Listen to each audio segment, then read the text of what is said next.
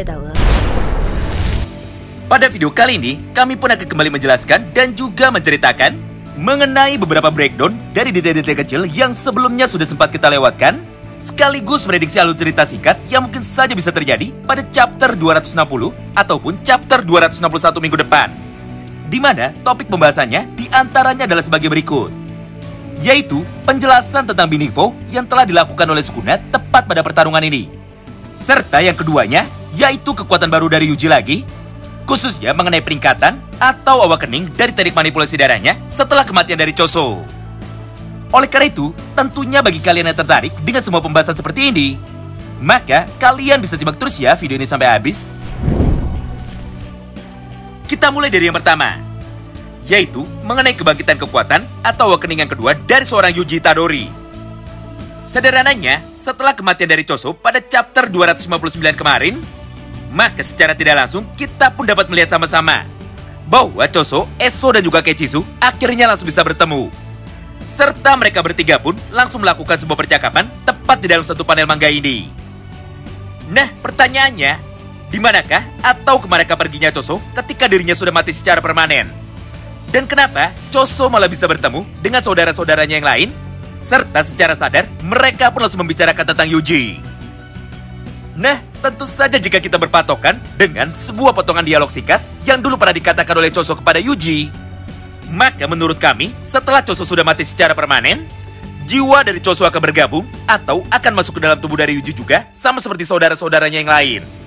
Mengingat dulu, tepat ketika Kechizu dan juga Eso sudah mati, Choso pun sempat berkata seperti ini kepada Yuji. Tenang saja, selama mereka masih hidup di dalam dirimu, atau selama mereka masih bisa menjadi bagian dari dirimu, maka semuanya akan baik-baik saja. Selain itu, Choso pun juga sempat berkata bahwa semua janin kutukan saling terhubung satu sama lain. Yang artinya, kekuatan daripada janin kutukan yang lain ternyata bisa diakses atau bisa digunakan oleh salah satu saudaranya ketika dirinya saat itu masih hidup.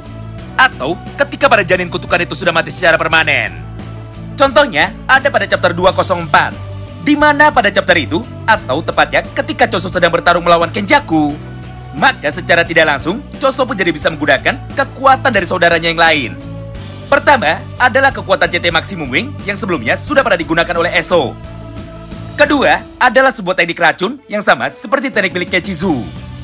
Dan yang ketiga, adalah kekuatan pukulan yang sangat kuat, sama seperti kekuatan pukulan yang pernah ditujukan oleh Yuji. Intinya, pada chapter 204 tersebut, Choso telah membuktikan kepada kita bahwa jika dirinya mau dan juga ketika dirinya sudah bertekad, maka Choso pun jadi bisa mengakses semua kekuatan dari saudaranya yang lain. Walaupun menurut Kenjaku, kekuatan dari Choso itu hanyalah sebuah imitasi alias sebuah tiruan. Karena pada dasarnya, kekuatan yang digunakan oleh Choso itu jauh lebih lemah daripada pengguna aslinya. Nah, berdasarkan hal itu, maka untuk sekarang kita pun sudah dapat menarik sebuah kesimpulan, yaitu setelah Choso sudah mati secara permanen, maka secara tidak sadar, jiwa dari Choso kini sudah masuk ke dalam tubuh dari Yuji. Atau dengan kata lain, semua janin kutukan lainnya saat ini sudah berada di dalam tubuh dari Yuji. Dengan begitu, maka seharusnya Yuji akan mendapatkan kekuatan baru dan juga Yuji pun akan bisa melakukan awakening. Nah, pertanyaannya, kekuatan seperti apa sajakah yang mungkin saja bisa digunakan oleh Yuji jika pada akhirnya dirinya bisa menggunakan teknik manipulasi darah versi awakeningnya? Sebenarnya untuk saat ini belum ada satupun jawaban pasti mengenai hal itu. Karena faktanya kita masih harus menunggu dulu jawaban dari semua pertanyaan kita di atas tepat pada chapter 260 besok. Namun jika boleh menyampaikan dua hal, maka kira-kira kekuatan yang bisa digunakan oleh Yuji adalah seperti ini. Yaitu karena Choso adalah master di dalam penggunaan teknik convergence dan juga teknik supernova, maka kemungkinan besar Yuji pun saat ini pasti jadi bisa menggunakan teknik convergence dan juga teknik supernova juga dengan level yang sama seperti Choso atau malah jauh lebih hebat daripada Choso. Karena kenyataannya sekarang Choso sudah tidak ada untuk dapat membantu Yuji. Jadi mau tidak mau, Yuji harus bisa menggunakan teknik convergence itu dengan menggunakan caranya sendiri. Nah, bagaimana menurut kalian? Kira-kira kekuatan apa sajakah yang nantinya bisa digunakan oleh Yuji setelah Choso sudah mati? Nah, sekarang mari kita masuk ke dalam poin pembahasan yang keduanya. Seperti yang kita ketahui bahwa pada chapter terbaru manga JJK minggu lalu, Sukuna pun untuk yang kesekian kalinya, akhirnya lagi-lagi kembali menggunakan teknik yang paling dibenci oleh sebagian besar para pembacanya. Yaitu sebuah teknik ajaib yang bisa menyelamatkan Sukuna dari berbagai macam kondisi alias teknik Binding Vow. Bahkan jika kami hitung, di dalam pertarungan terakhir ini, Sukuna sudah melakukan atau menggunakan lebih dari 7 kali Binding Vow mulai dari awal sampai dengan saat ini. Di mana 4 diantaranya adalah sebuah Binding Vow paling penting yang akan kami bahas lebih dalam lagi di dalam satu kesempatan ini. Pertama adalah teknik Binding Vow yang dilakukan oleh Sukuna untuk bisa membuat atau membuka domain tanpa dinding pelindung di luarnya.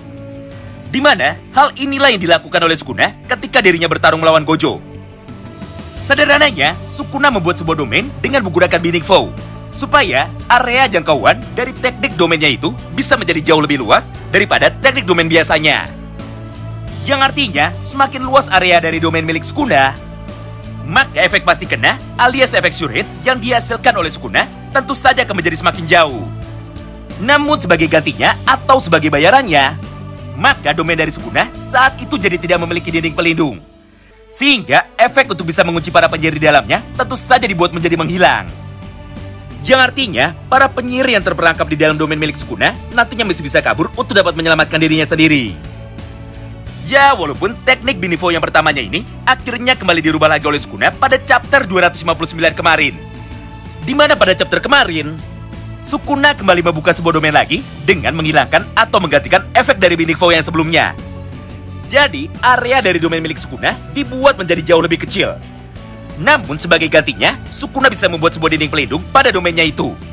Sehingga para penyihir yang terjebak di dalamnya seharusnya jadi tidak bisa kabur lagi. Kecuali dibantu oleh para penyihir lainnya, atau tepatnya dibantu oleh Todo, dengan cara memindahkan mereka semua dan menukar tubuh mereka dengan tubuh para gagak yang saat itu disimpan oleh Mei Mei di dalam domain milik Sukuna. Intinya, salah satu dari teknik Binding Vow Sukuna yang pertama adalah sebuah teknik Binding Vow untuk bisa buka tutup domain dengan sesuka hatinya. Jika ketika melawan Gojo Satoru, Sukuna membuat sebuah Binding Vow dengan cara membuat domain itu jadi seperti sebuah lapangan besar yang sama sekali tidak ada dinding pelindungnya. Maka ketika Sukuna bertarung melawan Yuji, Maki, Choso dan juga Ino, dia pun kini kembali membuat sebuah Binding Vow untuk bisa menjadikan teknik domain expansionnya itu sama seperti panci presto. Di mana tepat ketika Sukuna meledakkan teknik CT panah apinya, maka tekanan hawa panas dari ledakan itu akan menjadi terkurung dengan rapat di dalam teknik domain expansionnya tersebut. Hingga pada akhirnya, Choso pun harus mengorbankan nyawanya sendiri demi bisa menyelamatkan Yuji. Kemudian yang kedua adalah sebuah Binding Vow untuk bisa membunuh Gojo Satoru. Di mana secara singkat, penjelasannya adalah seperti ini. Sukuna membuat sebuah Binding Vow untuk dapat menggunakan teknik tebasan pembelah dunianya hanya dengan menggunakan satu buah segel tangan saja yang disebut dengan segel tangan Enma-ten, tanpa perlu mengucapkan satu pun kalimat mantra sama sekali. Sebagai gantinya atau sebagai bayarannya, maka untuk kedepannya Sukuna hanya bisa menggunakan teknik tebasan pembelah dunianya itu dengan menggunakan segel tangan, mengucapkan mantra, dan juga mengarahkan teknik tebasan pembelah dunianya itu dengan menggunakan tangannya. Yang artinya, syarat untuk dapat menggunakan teknik tebasan pembelah dunia saat ini menjadi bertambah. Sehingga Sukuna pun tidak dapat menggunakan teknik itu secara terus-menerus lagi, karena adanya beberapa tambahan persyaratan yang harus dia lakukan lebih dulu sebelum bisa menggunakan teknik itu. Nah, selain ketiga teknik Binding Vow di atas, ternyata, masih pada satu kesempatan yang sama ini, Sukuna pun juga kembali berhasil melakukan sebuah Binding Vow lagi. Di mana kali ini, Binding Vow yang digunakan oleh Sukuna adalah untuk dapat memperkuat teknik tembakan panah apinya. Sederhananya, Sukuna melakukan Binding Vow seperti ini, yaitu teknik panah api dari Sukuna sebenarnya memiliki kecepatan tembakan yang sangat lambat dan juga efek ledakannya yang sangat kecil. Jadi, untuk bisa meningkatkan kekuatan tembakan dari teknik panah apinya itu, maka Sukuna pun langsung membuat sumpah pengikat atau Binding Vow supaya tembakan teknik panah api dari Sukuna bisa mentargetkan banyak orang sekaligus. Dan juga supaya bisa memiliki efek ledakan yang jauh lebih besar daripada biasanya selama teknik itu digunakan di dalam domain expansion miliknya. Sebagai bayarannya atau sebagai gantinya, maka teknik panah api ini tidak bisa digunakan secara terus-menerus, khususnya ketika dirinya berada di luar teknik domain expansion. Ditambah, sekarang Sukuna juga hanya bisa mentargetkan satu orang saja ketika dirinya menggunakan teknik itu. Yang artinya, Sukuna kehilangan kemampuan untuk dapat menyerang banyak orang sekaligus dengan menggunakan teknik panah api itu. Jadi, jika Yuji sudah di-lock atau sudah dikunci oleh Sukuna, maka penyihir lainnya akan aman selama teknik itu tidak digunakan di dalam domain expansion. Nah, itulah salah satu binding foe yang telah dilakukan oleh Sukuna ketika dirinya menembakkan teknik terbarunya, yaitu CT Panah Api. Berdasarkan semua penjelasan di atas, maka sebenarnya saat ini sudah dapat kita simpulkan bahwa memang benar Sukuna adalah master di dalam penggunaan teknik binding foe. Karena faktanya, Sukuna selalu melakukan atau menggunakan teknik itu untuk bisa membuat sebuah hal yang harusnya sangat mustahil untuk bisa dilakukan, justru malah menjadi bisa digunakan dengan sangat mudah sekali. Nah, itulah semua poin pembahasan singkat yang dapat kami sampaikan kepada kalian semua di dalam satu kesempatan ini. Terima kasih banyak yang sudah simak video ini sampai habis, dan salam baku hantam.